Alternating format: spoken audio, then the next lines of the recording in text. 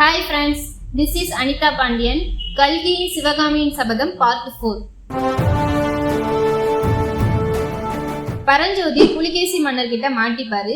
இந்த டைம்ல மாமன்னர் மகேந்திரவர்மர் ஒரு முடிவெடுத்து நரசிம்மவர்மர் கிட்ட வந்து, நான் போருக்கு போறேன், நான் போயிட்டு திரும்ப வர வரைக்கும் காஞ்சி கோட்டையை பாத்துக்கிற பொறுப்பு உன்னோடது, அது மட்டும் இல்லாம காஞ்சி கோட்டையை விட்டு நீ வெளியிலேயே வரக்கூடாது அப்படின்னு சொல்லி ஒரு உத்தரவு போட்டுருவாரு. மன்னரோட உத்தரவு மீற முடியாம நரசிம்மவர்மரும் அதுக்கு சரின்னு சொல்லிடுவாரு. இந்த டைம்ல நரசிம்மவர்மர் நம்ம சிவகாமியை இனிமேல் எப்படி பார்க்க போறோம் அப்படின்னு யோசிச்சுட்டு இருப்பாரு.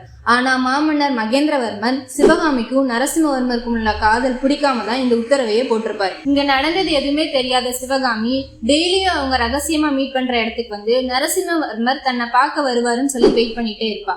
ஆனா காஞ்சி கோட்டையை விட்டு வெளியில வர முடியாத காரணத்தால நரசிம்மவர்மர் சிவகாமியை பார்க்கவே வரமாட்டாரு.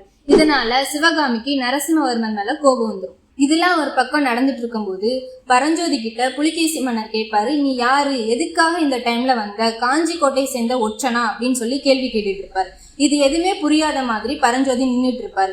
ஏன்னா இவங்க ரெண்டு பேர் பேசுற மொழியும் ரெண்டு பேருக்குமே புரியாது. ரெண்டு பேருக்கு இடையிலுமே மொழி பிரச்சனை இருக்கும். அந்த இடத்துலதான் வஜ்ரபாகு அப்படிங்கிற ஒரு இளைஞன் வந்து பரஞ்சோதி என்ன சொல்றான், என்ன சொல்ல வர்றான் அப்படிங்கிறத புலிகேசி மன்னர் கிட்ட தெளிவா சொல்லி அந்த இடத்துல இருந்து பரஞ்சோதியை காப்பாத்தி வஜ்ரபாகு அப்படிங்கிற இளைஞன் கூப்பிட்டுட்டு போயிடுவார். பரஞ்சோதி யோசிப்பாரு, இந்த வஜ்ரபாகு யாரு, எதுக்காக நம்மளை வந்து காப்பாத்தணும் அப்படின்னு யோசிச்சுட்டு இருப்பாரு. அங்கதான் ஒரு ட்விஸ்ட் இருக்கு. வஜ்ரபாகு வேஷம் போட்டு பரஞ்சோதியை காப்பாற்ற வந்தது வேற யாரும் இல்ல, நம்ம மாமன்னர் மகேந்திரவர்மர் தான். எதுக்காக வஜ்ரபாகு வேஷம் போட்டு பரஞ்சோதிய மாமன்னர் காப்பாற்றணும் அப்படிங்கிறத நெக்ஸ்ட் பார்ட்ல பார்க்கலாம். மறக்காம நம்ம சேனலை சப்ஸ்கிரைபர் பண்ணிட்டு பெல் ஐக்கானை கிளிக் பண்ணிக்கோங்க.